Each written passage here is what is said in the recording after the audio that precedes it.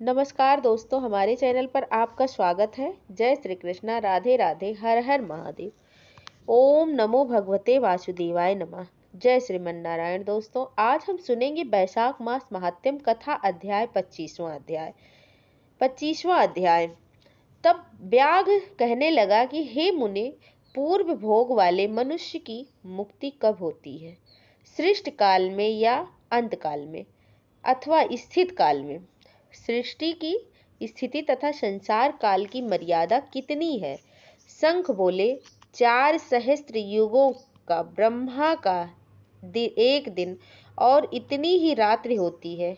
इस प्रकार दिन रात मिलकर ब्रह्मा का एक अहोरात्र होता है। 15 अहोरात्र एक पक्ष और 2 पक्षों का एक मास होता है। 2 मास की एक ऋतु, 3 ऋतुओं का एक अयन और 2 अयन का एक वर्ष होता है। इसी प्रकार ब्रह्मा जी के 100 वर्षों का एक ब्रह्मकल्प होता है। इसी को वेद के जानने वाले प्रलय का समय कहते हैं। प्रलय 3 प्रकार की होती है। एक मानव प्रलय, जिसमें मनुष्यों का अंत होता है। दूसरी दैनंदिनी प्रलय। तीसरी ब्रह्म प्रलय। ब्रह्मा जी के एक मुहूर्त में एक मनु का प्रलय होती है। इसी प्रकार जब 14 मनु हो जाते हैं तब एक दैनंदिनी प्रलय होती है। मनवंतर प्रलय में पृथ्वी, आकाश और पाताल तीनों लोकों का प्रलय हो जाता है, परंतु इस मनवंतर प्रलय में चैतन्य जीवों का ही नाश होता है, किंतु लोकों के स्वरूप का नाश नहीं होता है। केवल उन लोकों में जल पलायन हो जाता है।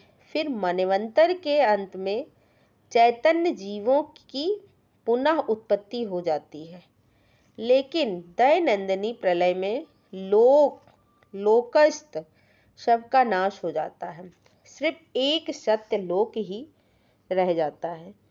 ब्रह्मा जी के शयन करने पर चैतन्य आदि भूतों सहित सबका नाश हो जाता है।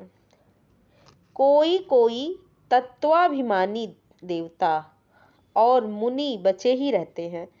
फिर रात्रि के समाप्त होने पर ब्रह्मा जी पुनः सृष्टि की रचना करते हैं, जिससे देवता, ऋषि और पितृलोक, वर्ण धर्मों सहित सबकी अलग अलग रचना होती है। भगवान विष्णु नियम पूर्वक 10 अवतार धारण करते हैं और अन्यान देवता ऋषि कल्प के पश्चात ब्रह्मा जी के द्वारा फिर सो जाते हैं। जो ब्रह्मा जी के साथ ही मुक्ति पाने वाले हैं, वे सब राजा, साधु और सिद्ध ब्रह्मलोक में रहने वाले हैं। वे सत्यलोक में ही रहते हैं, यहाँ नहीं आते, तथा जो उस राशि पर जाने वाले उसी नाम से श्रुति में तथा रीत में स्थित हैं, वे फिर जाते हैं और अपने अपने कर्म करता अपने अपने गोत्रों में जन्म लेते हैं। जब कलयुग समाप्त हो जाता है और सब दैत्यों का नाश हो जाता है, तब वे भी कलयुग सहित अपनी गति को जाते हैं। वे अपने कर्मानुसार वैसे ही कर्म करने वाले होते हैं। शंख कहने लगे कि हे व्याघ्र, अब मैं तेरे सामने सृष्टि काल और मुक्ति काल का वर्णन करता हूँ। भगवान का एक निमेष आँख झपकना ब्रह्मा जी के लिए एक कल्प के बराबर होता है। उतना ही समय पलक का खुलना, निमेष के अंत में उन्हें अपने कुच्छिष्ट लोकों की रचना की इच्छा होती है। तब सब लोकों और सब जीव समूहों को अपने उदर में रखता है। उनमें से कितने ही सृजन योग्य, कितने ही मुक्ति और कितने ही ऐसे होते हैं जिनका लिंग देह छूट जाता है।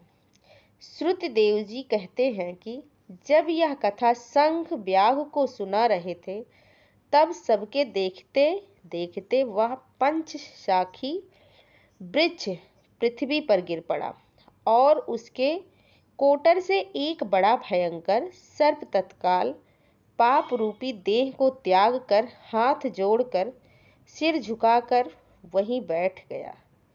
ओम नमो भगवते वासुदेवाय नमः। 26वां अध्याय हम कल की वीडियो में सुनेंगे। 26वां अध्याय सुनने के लिए हमारे चैनल को लाइक करें, सब्सक्राइब करें, कमेंट में ओम नमो भगवते वासुदेवाय जरूर लिखें। धन्यवाद।